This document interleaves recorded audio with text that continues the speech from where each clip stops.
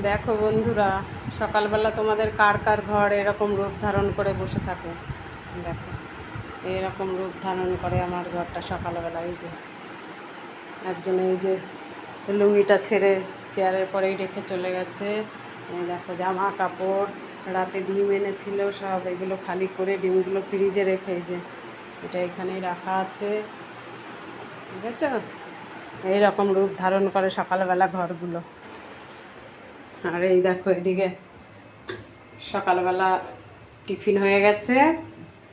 এই যে দুধ গরম করেছি, বাসন একবার ধোয়া হয়ে গেছে, আবার দেখো কতগুলো বাসন হয়ে গেছে বলো।